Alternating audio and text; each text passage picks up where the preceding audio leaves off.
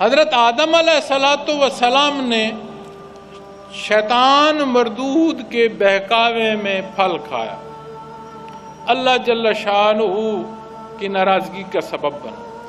انہوں نے یہ نہیں عرض کی، جب پرسرش ہوئی تو انہوں نے یہ نہیں فرمایا، یہ عرض نہیں کی کہ بار اللہ مجھے شیطان نے جو ہے یہ ورغلایا۔ انہوں نے فرمایا ربنا ظلمنا، اے بار اللہ ہم نے اپنے اوپر ظلم کر لیا، ہم سے غلطی ہو گئی، تیری معافی کے طلبگار ہیں۔ اس رب کائنات نے معاف بھی فرمایا، اور وہ تسلسل جو ساری بشریت کا ہے وہ آپ کے موجود مبارک سے جاری و ساری بھی فرمایا۔ دوسری طرف شیطان مردود ہے، جب اس نے سجدے سے انکار کیا اور اس سے بات فرمائی گئی کہ یہ تو نے کیوں کیا، تو اس نے بجائے اس کے کہ غلطی کا احساس کرتا، اس نے کہا اللہ تو نے مجھے آگ سے پیدا فرمایا ہے، اسے تو نے مٹی سے پیدا فرمایا ہے، میں اعلیٰ ہوں اور یہ ادنا ہے، اور اعلیٰ ادنا کو سجدہ کیسا کرے؟ یعنی اس نے دوسرے الفاظ میں اللہ رب العالمین پر اعتراض کر دیا کہ آپ کا حکم سبب بنا اس غلطی کا، کیونکہ آپ نے حکم ہی صحیح نہیں دیا، اور وہ مردود ٹھہرا، اور ہمیشہ کی مردودی بھی مل گئی، یہاں بھی ذلیل و خوار ہے۔ اور جب بات آئے گی نا اس حیات کے اختتام کی، عالم خلق کی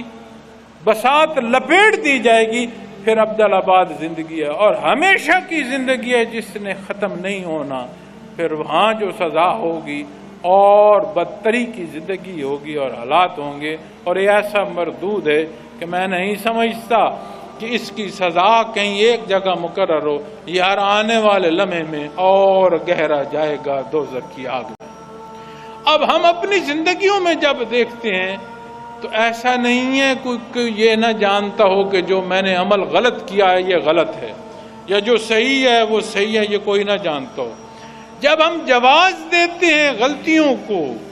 اپنے کردار کو خود ہی جواز دے رہے ہوتے ہیں، وہ اس کے مفہوم کو اگر فقہ پر بحث کریں تو اعتراض بننا شروع ہو جائے گا۔ اللہ معاف فرمائے، اللہ معاف فرمائے، اللہ معاف فرمائے، یہ شیطان کی اقتدا شروع ہو جائے۔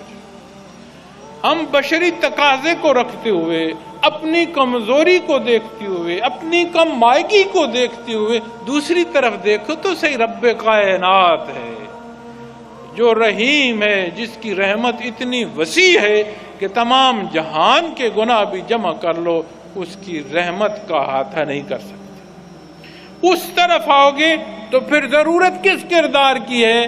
اس کردار کی ہے جو حضرت آدم علیہ السلام نے اختیار کیا۔ اب یاد رکھیں انبیاء معصوم عن الخطا ہوتے ہیں، کیونکہ انبیاء وہ حیثیت ہے رکھتے ہیں جنہیں ان کی امت اقتدا کرتی ہے، اور اگر وہاں غلطیاں عادت میں ہوں تو پھر اس عادت کو امت عبادت سمجھ کر اختیار کرے گی۔ اس لیے اللہ رب العالمین نے کہ جو انبیاء یہ معصوم عن الخطا ہو،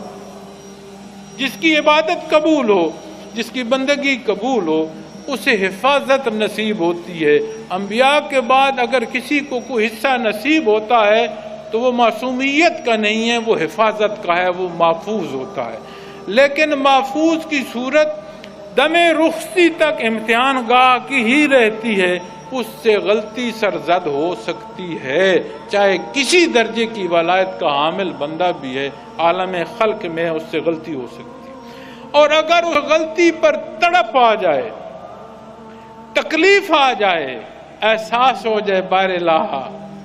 میں نے جو اپنی مرضی کا دخل دیا ہے یہ میں نے اپنے اوپر ظلم کیا ہے، میں نے بندگی سے دوری اختیار کی ہے، اے میرے مالک تو مجھے معاف فرما دے، اپنی محبت دے دے، اپنے حبیب صلی اللہ علیہ وسلم کی محبت دے دے، دین کی سمجھ دے دے، عمل کی توفیق دے دے۔ وہ بے نیاز نہ صرف معاف فرماتا ہے، عطاؤں کے سلسلے جاری اور ساری ہو جاتے۔